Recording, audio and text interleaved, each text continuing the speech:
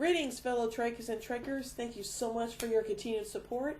So today I'm going to be continuing on my series of videos called Remembering Star Trek with Star Trek the Animated Series. Now this is the only entry in the Star Trek television franchise that no one ever seems to talk about, and it really boggles my mind as to why no one ever talks about this show.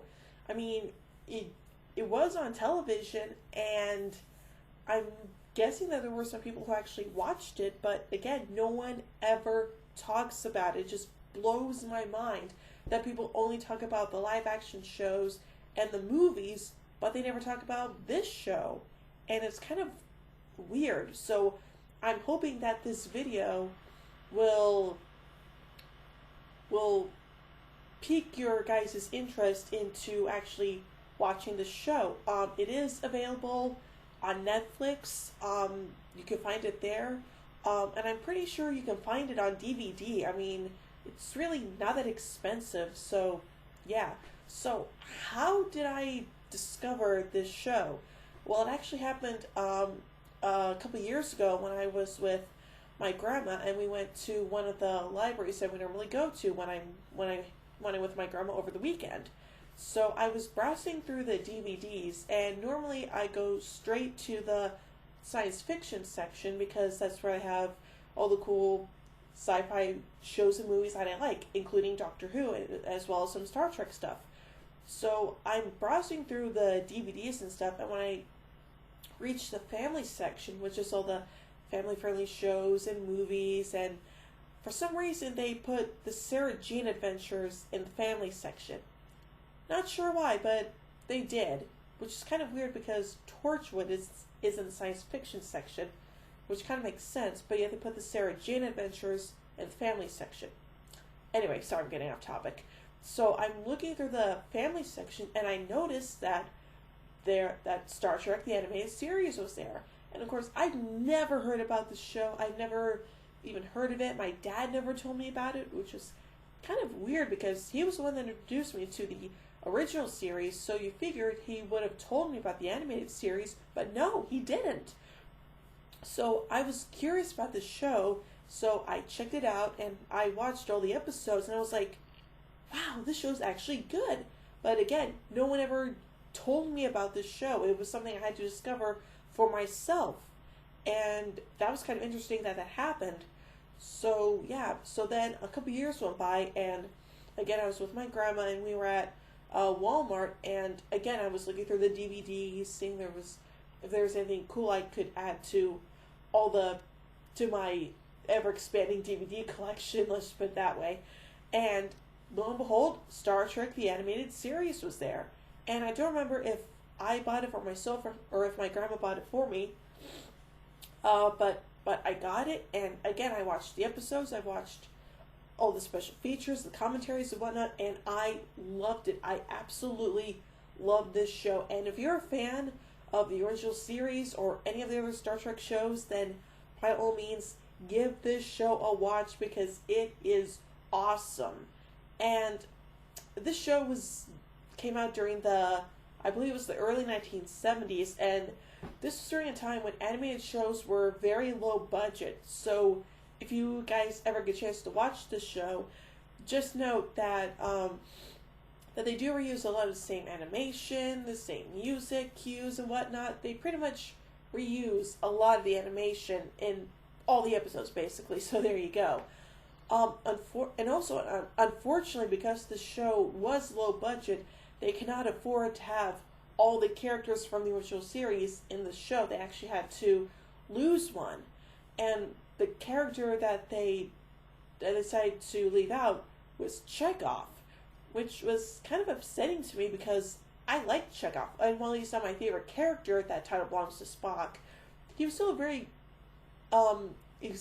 great character, and I loved him, and I think Walter Koenig did an amazing job playing him in the original series and in the movies. So yeah, but they did allow him to write an episode of the show, and I'll talk about that episode in a bit. So yeah, but still, the actors, they did a great job reprising their roles in animated form. It was still a really great show, and you guys gotta give the show a lot of credit because they were able to do things that they couldn't afford to do in the original series, which is kind of ironic because again, this show was low budget, and yet they were still able to do things that would have cost maybe like tens of thousands of dollars or something like that when the original series was on the air in the 1960s. So, yeah, make of that what you will. So, anyway, alright, so let's get down to the nitty gritty and talk about my favorite episodes as well as the essential episodes that you should definitely watch from the animated series. Starting with Beyond the Farthest Star. This is the very first episode of the animated series, and it is good. It's not great, but it's good. Let's just leave it at that. It's a very interesting episode. I'm not gonna give it away or anything. So you guys are just gonna have to check it out for yourself and see what you make of it. So there you go. Yesteryear. This episode is a sequel to my all-time favorite episode of the original series, City on the Edge of Forever. I love this episode for a variety of reasons. It's a really great episode because we get to see Spock's childhood when he was living on Vulcan, which is great. And I really wish it could have expanded upon that a little bit more in the original series, but getting to see it in animated form was great, and I love it. Mark Leonard reprises his role as Sarek from the original series. Unfortunately, Jane White was not able to do the voice of Amanda Grayson, so instead they got Majel Barrett Roddenberry to do it instead, and that was really great. But yeah, still an amazing episode, and I absolutely love it. More Tribbles, more troubles. This is another sequel episode to an episode from the original series. This time it was a sequel to The Trouble with Tribbles, and it's very hilarious, silly, goofy. Again, I love it. It's one of those episodes that makes me laugh every time I watch it, so there you go. The Infinite Vulcan. This is the episode that was written by Walter Koenig, and it's a very interesting episode. Let's just leave it at that. Again, not going to give anything away, but just watch the episode for yourself, and you'll see why I definitely put it on this list. So there you go. The Magics of Megas 2. This episode is very, I guess you could say, infamous for dealing not only with witchcraft, but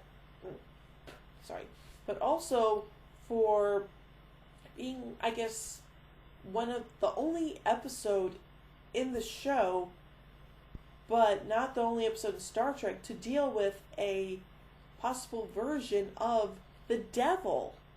Yes, the actual devil. And yes, I know there was an episode of Star Trek Next Generation that dealt with their own version of the devil, but this episode, it's interesting.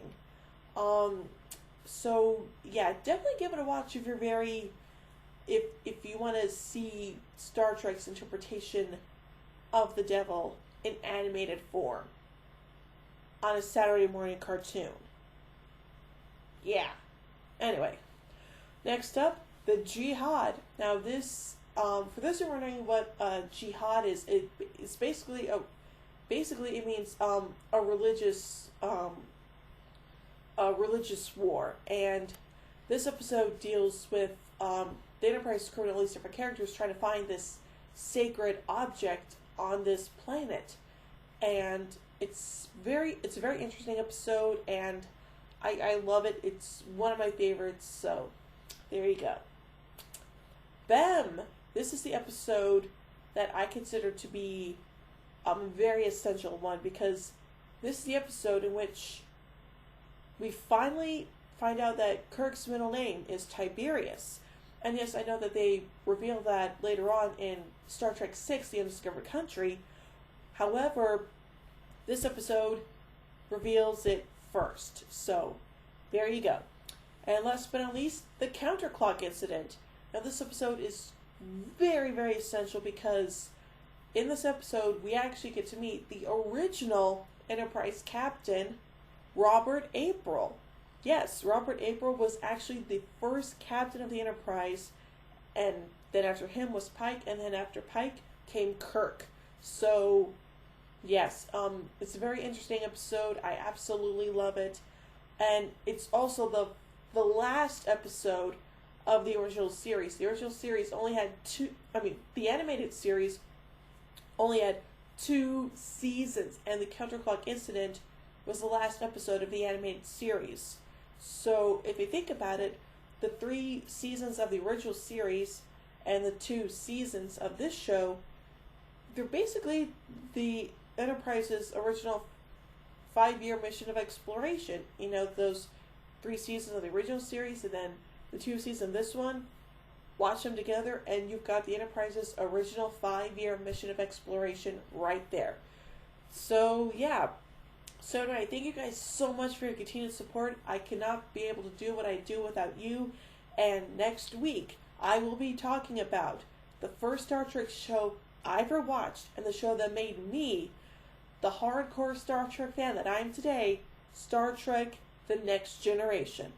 So until then, live long and prosper.